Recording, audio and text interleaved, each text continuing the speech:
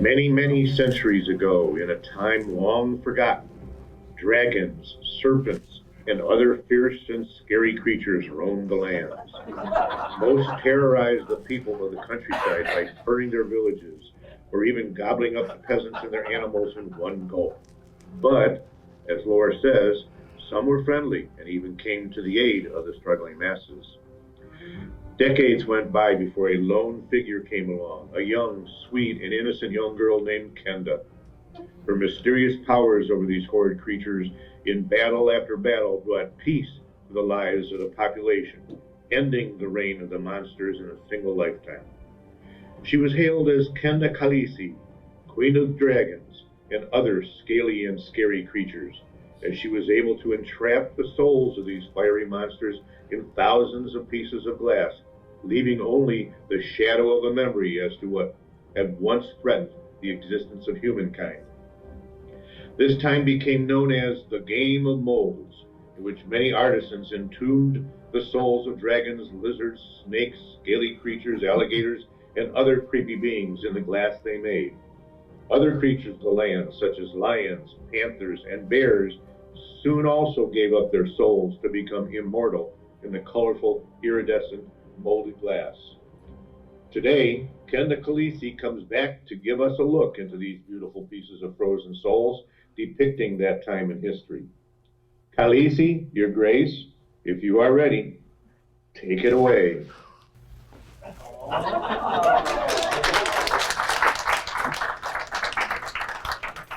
Thank you for that wonderful introduction. Your Grace. Yes. We have a couple things. You're going to give me the clicker, please? Oh, yes, you can have the clicker. ye olde clickery. The oldie clickery. And is something else you wanted to do? Oh, yes. I'm not sure what you want me to do with these. Well, we have to take care of them because we're going to be busy here, and so we have some eggs that might hatch pretty soon. So dragon eggs. Dragon eggs. So we might need someone to help us take care of them. For the Queen of Dragons here. Well, maybe the folks out here could help us. Yes, that would be wonderful. Would you guys please help us? Now, could you watch this here? And if anything strange happens, let me know. Yeah. Okay. So it's okay to interrupt. It really is, because it's very important. If anybody hears anything or sees anything strange, make sure you raise your hand, let us know. Hold it, we got two more. Dragon eggs.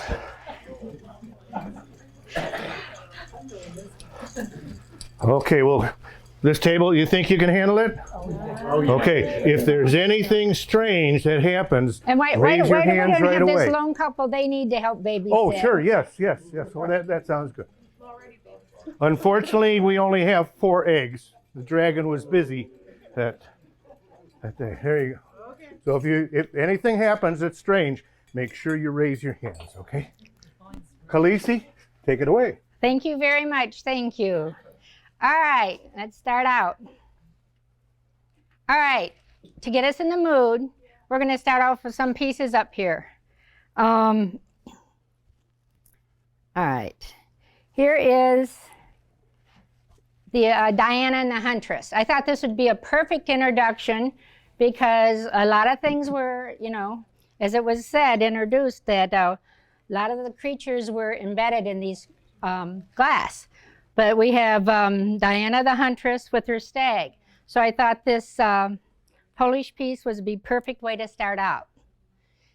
Then, also to get us in the mood, is we got the Queen Lamp. The Queen Lamp is Queen of Dragons, Queen of Molds, whatever. So I have a piece, nobody knows really who made the Queen Lamp. It only comes in this one color, but I've had it for quite a while and I really enjoy it. Then of course we got the Princess Lamp. You got the Queen, then you got the Princess. I guess I should have said Princess first, then Queen next, but it doesn't matter. I don't have the lampshade for it. It does come with a lampshade, but I don't have that. Maybe one of these days. And as you saw in the introduction, there were a lot of knights that did help, help me capture these creatures. And the dandelion mugs have the Knights Templar on the bottom. So we wanted to immortalize these knights by making these mugs that they could have the Knights Templar with it. All right. Now, the queen or the dragon. So hence, that's what we're going to start off with, a lot of the dragon pieces. And I'm sorry if I stand in front of some of you guys, but I have several dragon pieces up here. And, all right, click. We're starting with the dragons and the fire-breathing dragons. So I have the dragons up here. All right, with the dragons,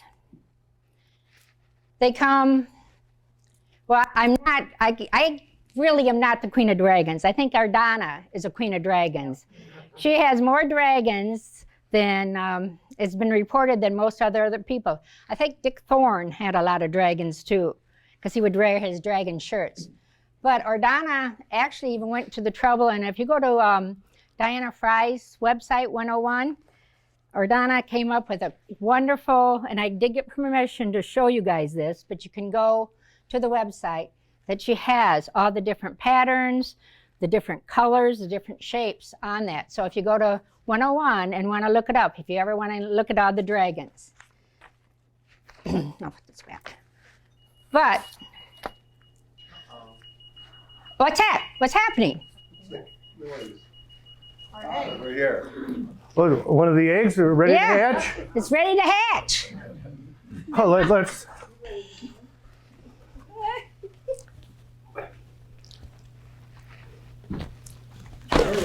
Oh, it's a little dragon, little baby dragon. Oh, there you go, Kenda. Isn't that cool? We'll put it up there so it can protect. See if it stands. Anyway, with the spatula-footed dragon and lotus versus the collar-based dragon and lotus, there are some differences. And again, I got this from 101. And what it is, and I'm sure a lot of people know it, but I really didn't until I started doing this research, is there's 4 dragons on a dragon and lotus piece. But on the collar base, 2 of the dragons have 5 toes, and you can hardly see it there, but there's 1, 2, 3, 4, 5 toes on the right, and then on the left, the dragon right next to it has 5 on the other side, on the right. 1, 2, 3, 4, 5. And if afterwards, if you want to come up and check it out, it's kind of cool. But on the collar base, they all have 4 toes, 4 toes, 4 toes, 4 toes. One of the things that they said was the Chinese called 5-toed dragons imperial dragon. So I guess we could say the collar base dragon bowls are special. Yeah, thank you. Are imperial ones. So now of the colors, I have several colors up here. I have an amber opal. I have a couple amethysts. And then one thing I noticed about opal, especially if it's Fenton, is, and both the spatula foots have opal on it. It's not as opal-y as what you think a lot of the Dugans, where it just really pops out at you. But it's definitely opal. This piece here, when we talk, one of our fellow collectors, Dick Thorne, that just passed, I bought this from him at ICGA. And he had a lot of his dragon pieces there that he was going to give to Jim Seek to sell. But I asked about a marigold piece, and he said the 3-in-1 are not as easy to find, and it's beautiful marigold color. So I was kind of glad to get that. Also, I have the marigold overlay There's my little black light. But when the artisans did the iridizing, they forgot to put any iridize on this one. It's completely Vaseline, and I got this at the same ICJ convention, and I got that from Mr. Scott Sheffield. And he said that was the only one seen, and then Tom Burns came up and said he had never seen another one. So it's pretty cool, but I guess when these creatures were getting lined up to get all iridized, they didn't do a good job of getting that one done. But I have several pieces of that.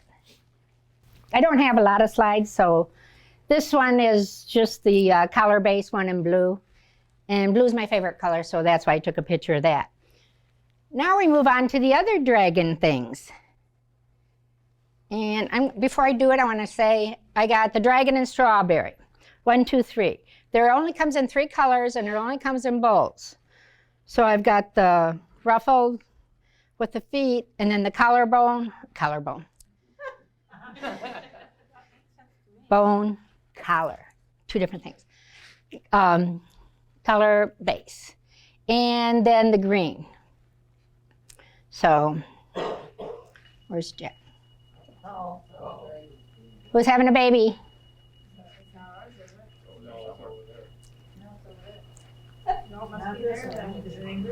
Nope. Oh, another one.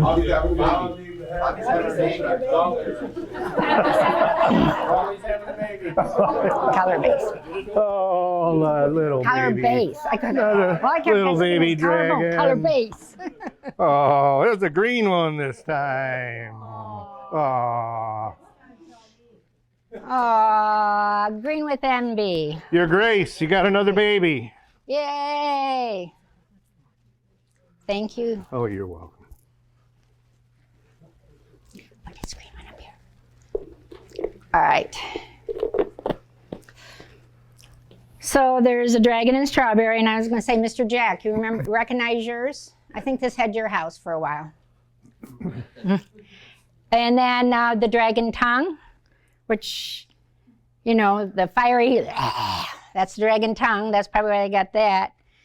And my most, well, I got this at Lincoln Land, which was before ICJ, but it's still my most favorite, is a dragon panel. Now, I did elongate it some, because it looked at, but if you look at it, you can see the dragon doing the fire breathing, and I got this at Lincoln Land, and online it was Dolores Sage's. But anyway, now this dragon, I don't know, it wouldn't be called imperial because it only has 3 toes, but I don't know what the Chinese would call it. But what's interesting is, my grandkids have been exposed to Carnival glass 17, 18, 19 years. And as a matter of fact, the youngest now is a sophomore in University of Illinois. But they would, you know, I taught them to respect it. You have it around the house. Of course, it didn't grow, but, you know, I'd say, this is, you know, Maga's pretty room, so you can't touch it. So I would catch a little 3-year-old sneaking, touch it, and walk away. Well, this same 3-year-old now who is 20, you know, he's okay. But when he saw this, I could tell this is one of the pieces that he was enamored with, which I guess that makes sense for a boy. So I think I said, that's something you want? And he goes, I really think I do like that. So that's kind of cool. So it's like, okay, maybe he's getting hooked. So when he gets, you know, you got to find that piece to hook him in. Hooked on Carnival? Hooked on Carnival. There you go. So, as this kind gentleman was saying, that not only were there dragons, but there were creepy crawly things. Okay, spiders and spider webs and spider creatures. So of course with that, you've got the spider web, which actually, I'd been wanting one a long time, and when I finally got it, I don't regret it. Because at first I didn't know if I liked them, then I did like them, but it really is kind of cool. And I really do like creepy crawly thingies. If you notice my pendant even has a beetle on it. So anyway, then we go to here, and then, you know, this person up there likes to stick slides in. But anyway, there's a creepy fly, and the fly trying to help me. I think that's the I think that came from that oldie movie called The Fly. The fly. The fly. No, that's another one. That's the plane. Never mind. All right. So, spiders.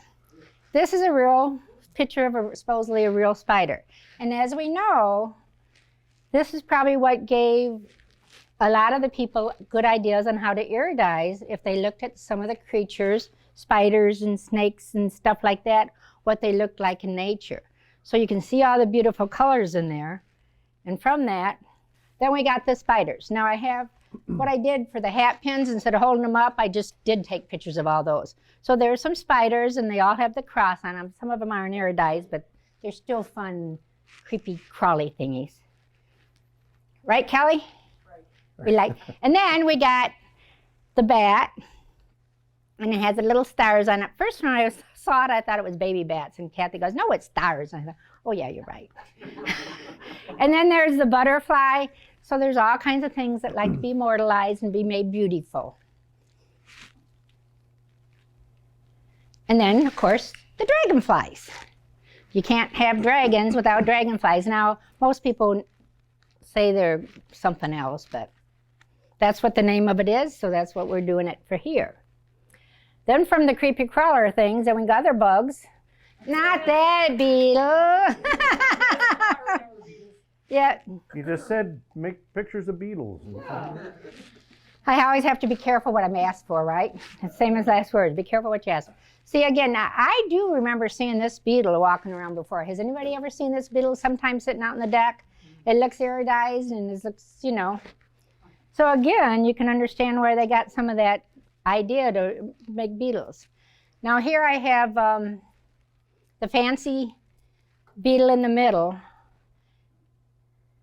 which is cool, and then the stylized scarabs on the side. And again, they're all up here so you can look at them better. And then, of course, there's the moray beetle that kind of stuck there, or the taffeta, or whatever they call it, but for a hat pin. I think one reason I like about hat pins is you can get some of the creepy, funny, funky things. You know, kind of funky, creepy, like can go with the banks that Ingrid had. Oh, creepy, grumpy. Oh, there you go. Another. Oh, wow, another dragon. Oh, you got triplets. Ooh, that's a black, mean-looking one. Oh, wow. That almost looks like the Gremlin. Yeah, you seen that? Remember that old movie, The Gremlin? There you go. I'll find a place where you put your. Is that a male or a female? I don't know. I don't know. It's one of those. It don't matter. It's ugly. No, these children, they're beautiful. That's right. Oh yeah, because I didn't watch all the thing, but she did nurture all these dragons from dragon eggs. All right. Billy Bob. Okay. Now we go into scarabs. I did show a couple other scarabs, but again, here's a picture of a true scarab bug. And again, you can see it's just beautiful iridized. So it's easy to come up with the scarab stuff. And I showed you a couple of the scarab pictures. Now, what's funny about this is these hat pins aren't that pretty. But yet, I do have them, so I am addicted and buy them. But the black one's not even iridized at all. The green one and the amber one up there. The black one's not iridized, the green and the amber. And if you notice, I think there's a big hunk out of it. It seems like all of them have chips around the bottom, and I don't know why they do. It just seems that pattern or that hat pin has that.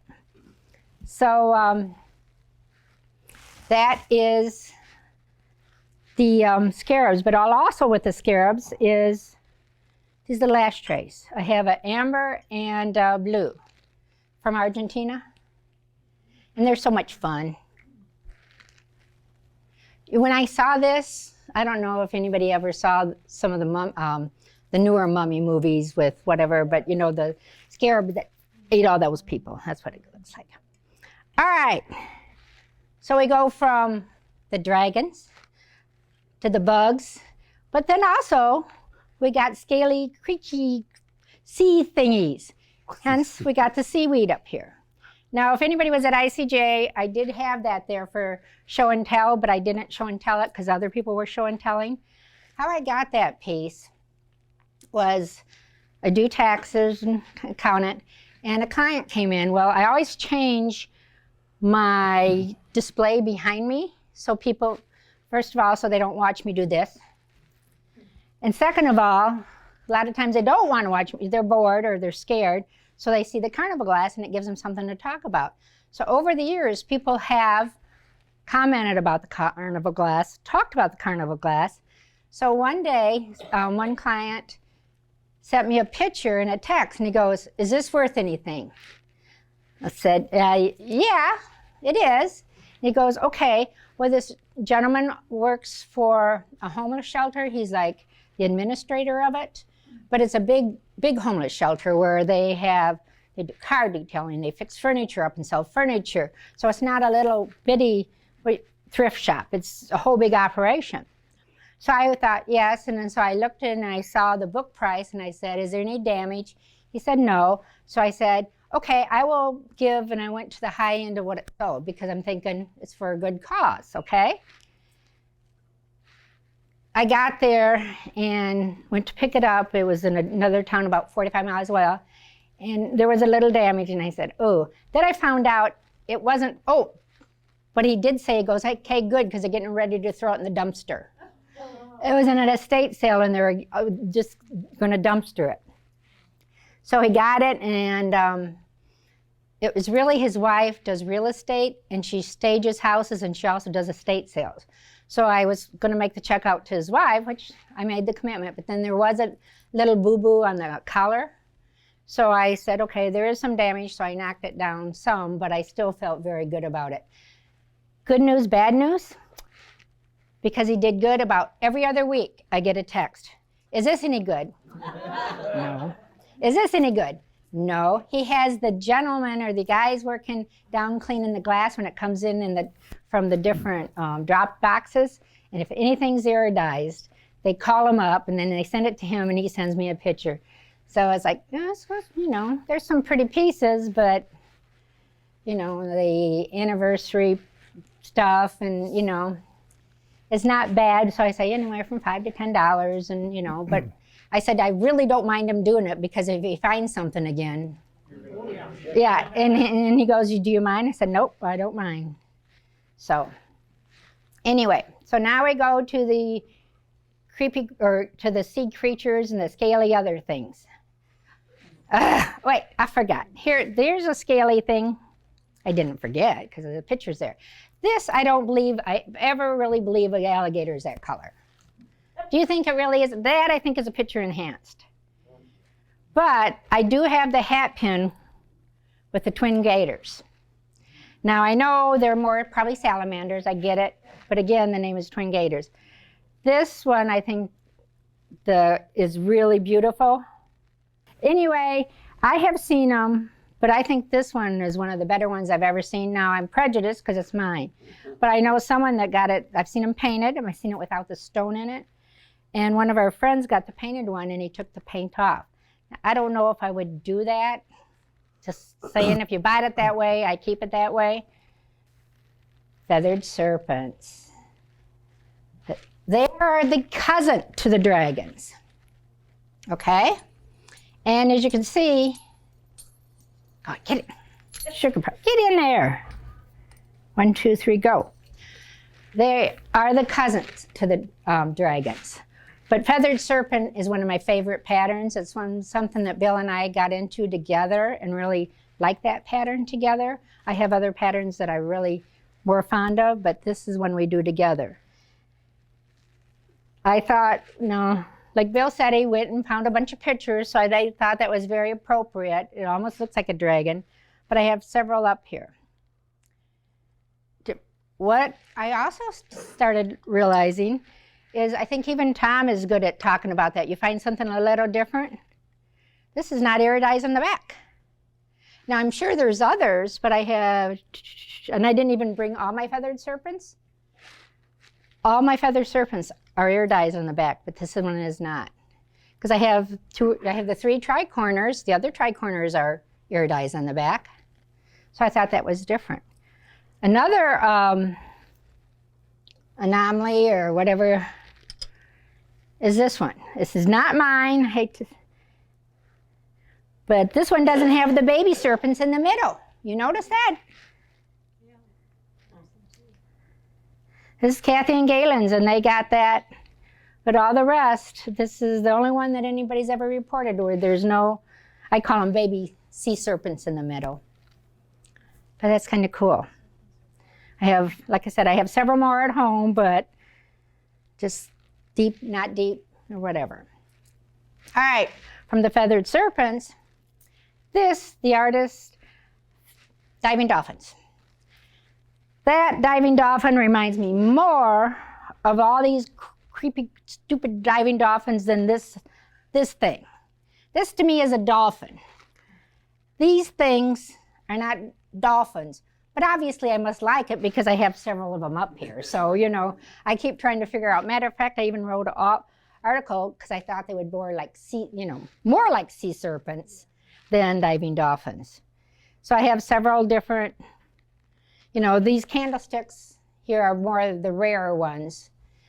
And usually they're more, or they're stretched, some of them, but some are contemporary, you know, but this is still a pretty Vaseline opalescence. This one actually looks more like Donald Duck. If you come up and look at it the way the bill is, but.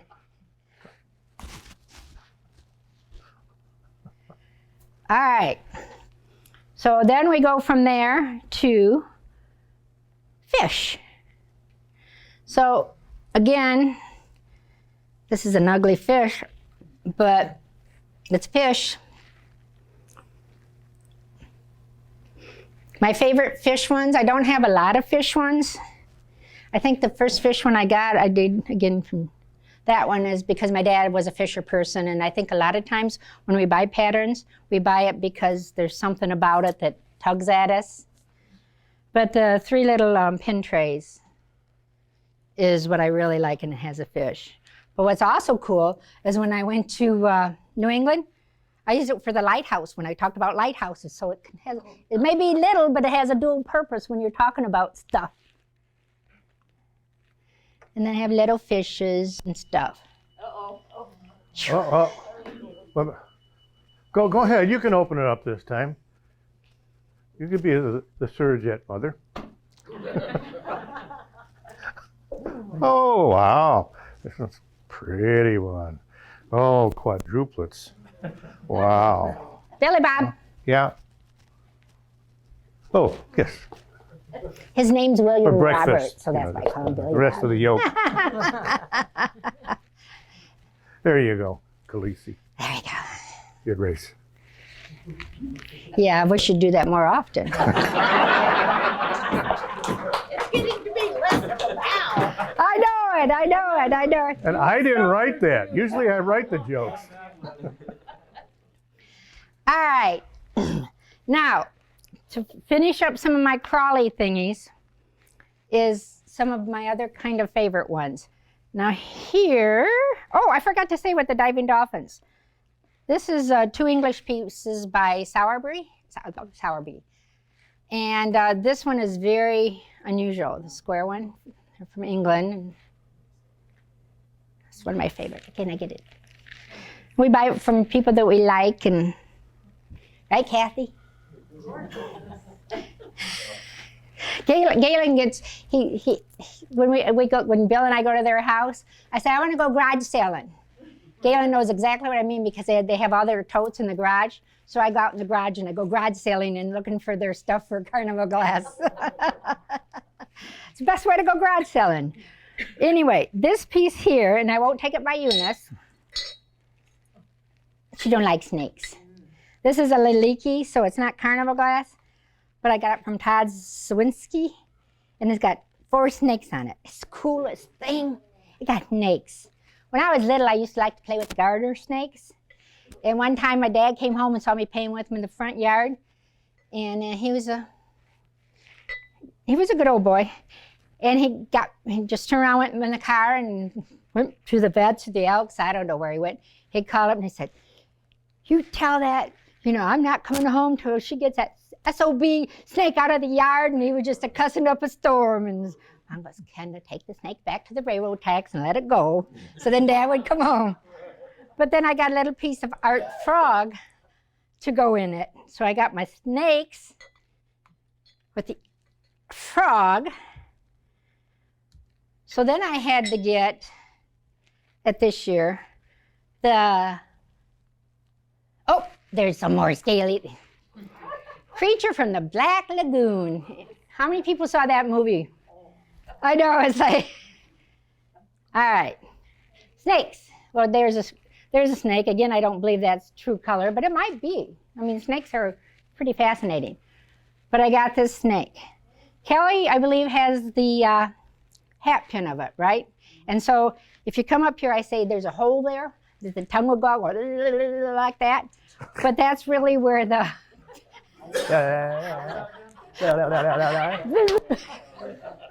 Have you ever seen it? That's what a snake does, right? Did that snake do that up there? Let's see if it did it. Maybe it didn't. No, it didn't have the tongue going out. But anyway, you can almost see the little hole there where the hat pin. And the coils feel cool too. And then, Oh, yeah. And that's a hat pin. this, I believe, is a hat pin. Well, at least, you know, Kelly's has it with a hat pin, the exact same thing. So once I got the hat pin, or got the snake, I had to get a companion and get the covered frog to go with it. So I got a snake and a frog and a snake. And this is how I display it in the cabinet. Oh, come on. They like each other. They're friends. They're warm and fuzzy. No? If the snake was any bigger, they wouldn't be warm and fuzzy. Yeah. Snakes really aren't climby. Worms are. I don't like worms. Snakes are okay. Yeah. So from there, all right, when I was deciding to immortalize a lot of these creatures, the creatures from down under in Australia came to me and said, you know, we helped you do some fighting against these nasty dragons and everything. We want to get immortalized. So I do have some representatives from some Australian pieces. Now here's a beautiful swan. And up here I have some of the sauces. I don't have a lot of Australian pieces.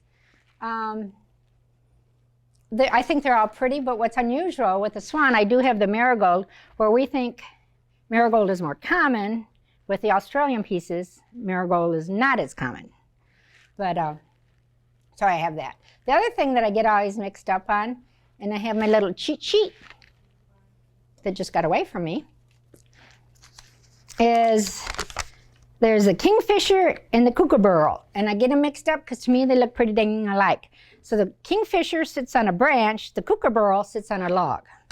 So I have this always in my cabinet. I don't know why, because none of my family or friends are going to ask what the difference is, but you know, I have it there anyway. So there are some cool Australian pieces. All right, from there we kind of morphed to, as Bill said, some of the other creatures, some of the bigger creatures, some of the creatures that roam the land. We start off with the stag and holly. This is this one up here, this yellow one. It's just beautiful with the yellows and stuff. I think Cale Wilcox loves yellow, and that's where I first was introduced to yellow when he was talking about it, and it's pretty. Now I know there's a couple people that have some pretty plate spatula-footed stuff, and I don't have a lot. I usually take them out at Christmas. So I've got the blue and the marigold, and the yellow one. I did buy one green one. I have not ever seen a pretty green one. I bought it anyway because I put it out at Christmas where you have to have green at Christmas. But you don't have to. But I do. Huh? Where's your red one? I haven't got one yet. You got one for me? Okay. But yeah, yeah. But anyway, so there's the stag. Now from the stag, we go to the elk pieces. I have only a couple older elk pieces, but I have Here's one of the older ones. Oh, and there's the other older one. I've got the blue and the amethyst, and I'm trying to get the green elk piece. Again, I think I mentioned when my dad went back uptown drinking, he called the elks, well, actually what he called the elks, I would get up and go to church. He would get up and go to the elks every Sunday morning. That's just what they did. Good, bad, indifferent.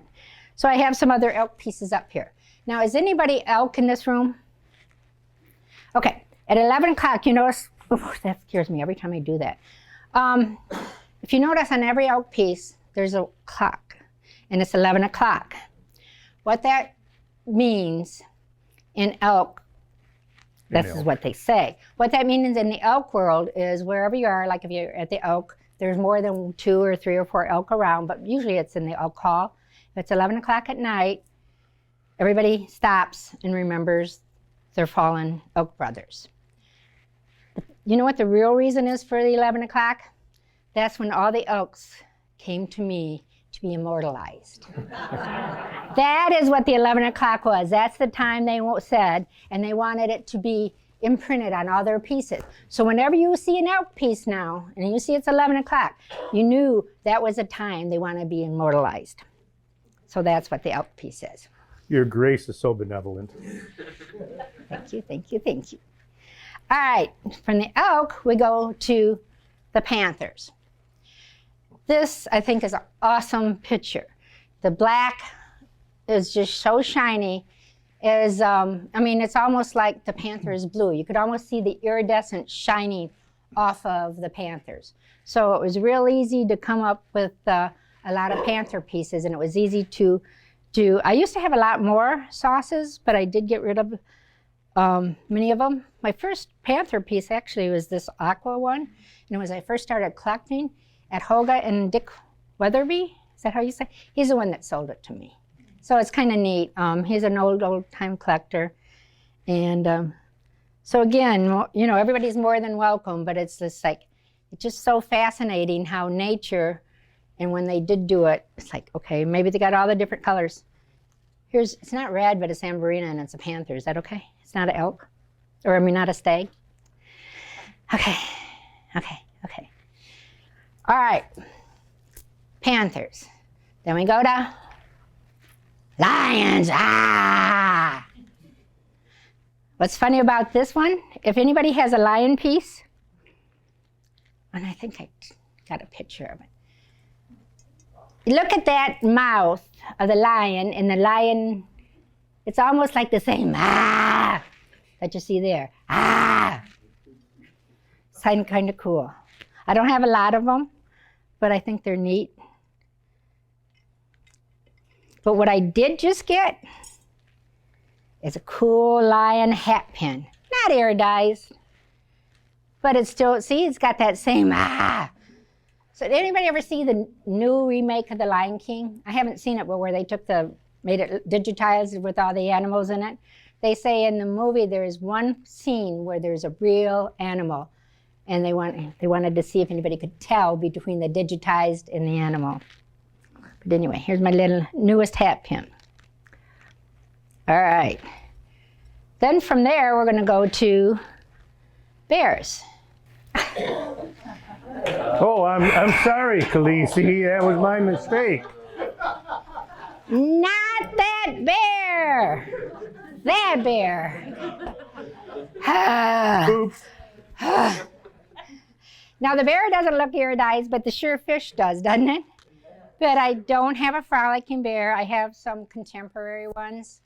I think most people do because ICJ gave out some beautiful bear things, and but what I do have, clink, is this cute little Winnie the Pooh bear. Now, I think it's made probably, well, it says made in Japan, so it's probably made 50s, 60s, and the iridized is kind of weak, but it's still cute, you know, so I got my Winnie the Pooh. I think there was a line for Disney. Yeah. Mickey and Minnie. Okay. Oh, okay. This is Winnie the Pooh. Yeah. Is it imprinted around the bottom? Yes, it is. Says Walt Walt Disney. Yeah. Disney. Yeah, Walt Disney. Mm-hmm. Yeah, I had 2 of them actually, and I sold one, but I couldn't sell the other one. I just think it's the cutest little thing. then that's my new, till I get a frolicking bear. Now, from the bears, sorry, I didn't mean to say that. Well, every time anyway, never mind. All right. Would you like me to adjust that, my grace? Adjust what are you talking about? Well, Yeah, tell us. Anyway, elephants. When I needed to help conquer the dragons, one of the things that helped is the elephants. And I don't know if anybody knows, but like in India and in certain countries, elephants were really used to help fight other things. Like you saw The Hobbit or Lord of the Rings.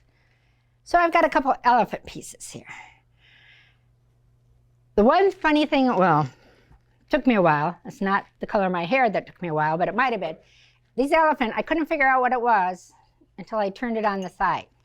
But I bet I owned it for like a year and a half. I bought a big and a little one, but now you can see the elephant.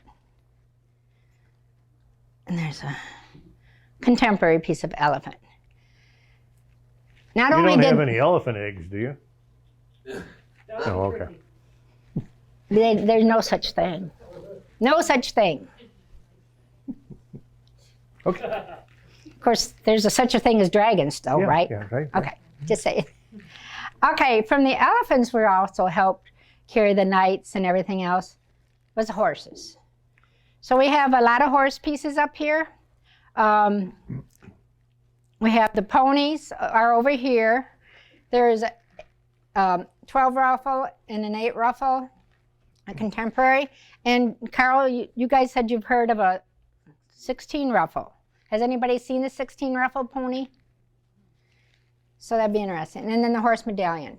A lot of these horse medallion, I think one of them came from the Snells even. So it's kind of fun to see the horses and different things.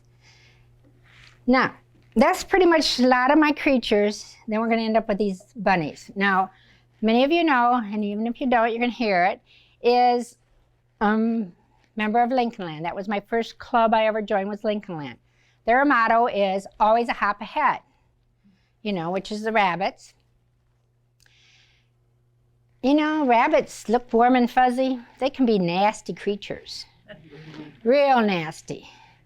Well, I know, and this is a good, that thing isn't warm and it's almost as nasty looking as actually if you look at the Peter Rabbit plates, because they look like evil little things.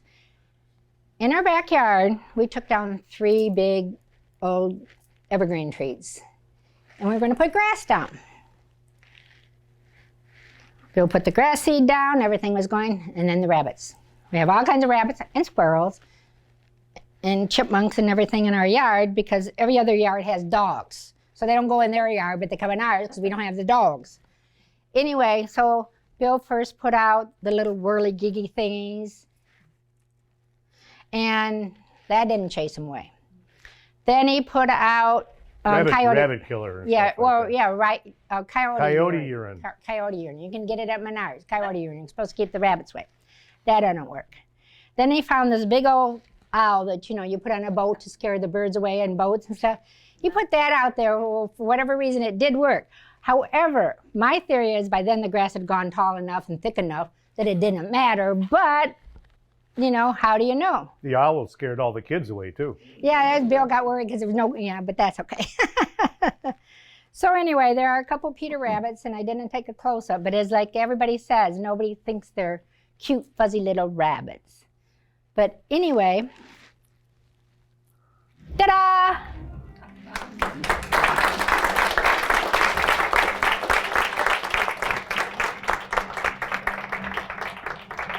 I love that picture. Almost reminds me of Monet's Starry Night, with the stars up there and the way the colors are.